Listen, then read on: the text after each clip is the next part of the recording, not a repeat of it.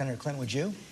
Well, in fact, George, I think that we should be looking to create an umbrella of deterrence that goes much further than just Israel. Of course, I would make it clear to the Iranians that an attack on Israel would incur massive retaliation from the United States, but I would do the same with other countries in the region. You know, we are at a very dangerous point with Iran. The Bush policy has failed. Iran has not been deterred. They continue to try to not only obtain the fissile material for nuclear weapons, but they are intent upon using their efforts to intimidate the region and to have their way when it comes to the support of terrorism in Lebanon and elsewhere. And I think that this is an opportunity with skillful diplomacy for the United States to go to the region and enlist the region in a security agreement vis-a-vis Iran. It would give us three tools we don't now have. Number one, we've got to begin diplomatic engagement with Iran, and we want the region and the world to understand how serious we are about it. And I would begin those discussions at a low level. I certainly would not meet with Ahmadinejad because even, again, today he made light of 9/11 and said that he's not even sure it happened and that people actually died. He's not someone who would have an opportunity to meet with me in the White House, but I would have a diplomatic process that would engage him.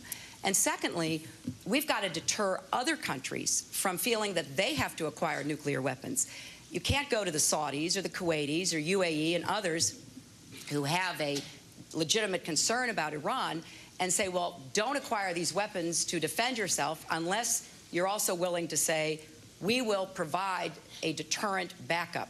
And we will let the Iranians know that, yes, an attack on Israel would trigger massive retaliation, but so would an attack on those countries that are willing to go under the security umbrella and forswear their own nuclear ambitions. And finally, we cannot permit Iran to become a nuclear weapons power.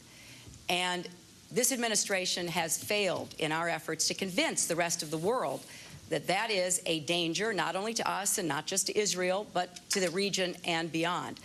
Therefore, we have got to have this process that reaches out beyond even who we would put under the security umbrella to get the rest of the world on our side to try to impose the kind of sanctions and diplomatic efforts that might prevent this from occurring. Let me turn to the economy. That is the #1 issue on Americans' minds right now. Yesterday, Senator McCain signaled that the #1 issue in the general election campaign on the economy is going to be taxes. And he says that both of you are going to raise taxes not just on the wealthy, but on everyone. Here's what he said in his speech yesterday. All these tax increases are under the fine print of the slogan, hope. They're going to raise your taxes by thousands of dollars a year, and they have the audacity to hope you don't mind. Senator Clinton, two-part question.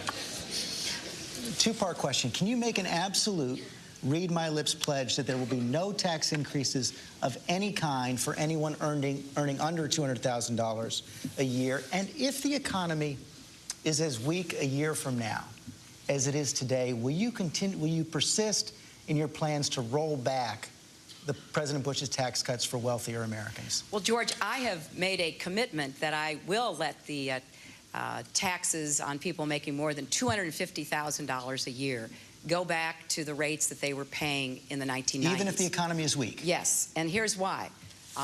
Number one, I do not believe that it will detrimentally affect the economy by doing that. As I recall, you know, we used that tool during the 1990s to very good effect, and I think we can do so again.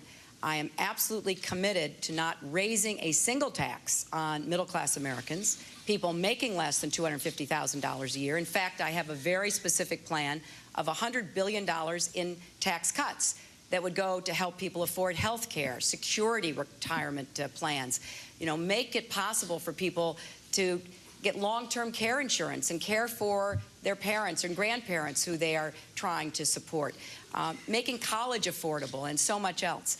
Well, if you look at how we'd have to sequence that, we might not be able to do all of that at once.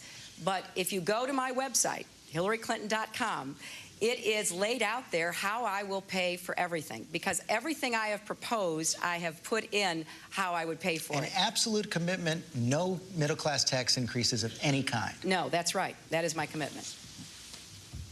Senator Obama. Did you take the same pledge? Well, I not only have pledged not to raise their taxes, I've been the first candidate in this race to specifically say I would cut their taxes.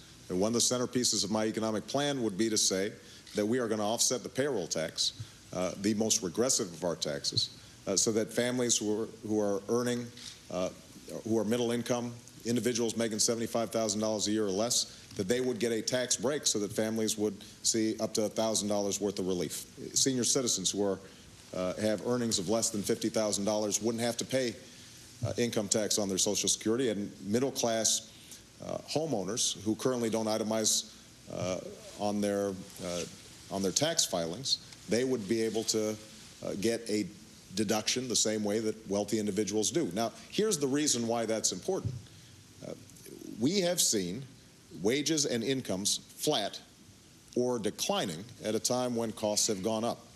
And one of the things that we've learned from George Bush's economic policies, which John McCain now wants to follow, is that pain trickles up. And so partly because people have been strapped and have had a tough time making ends meet, we're now seeing a deteriorating housing market. That's also as a consequence of the lack of oversight and regulation of these banks and financial institutions that gave loans that they shouldn't have. And part of it has to do with the fact that you had $185 million by mortgage lenders spent on lobbyists and special interests who are writing these laws. So the rules in Washington, the tax code has been written on behalf of the well-connected. Our trade laws have, same thing has happened. And part of how we're going to be able to deliver on middle-class tax relief is to change how business is done in Washington, and that's been a central focus of our campaign.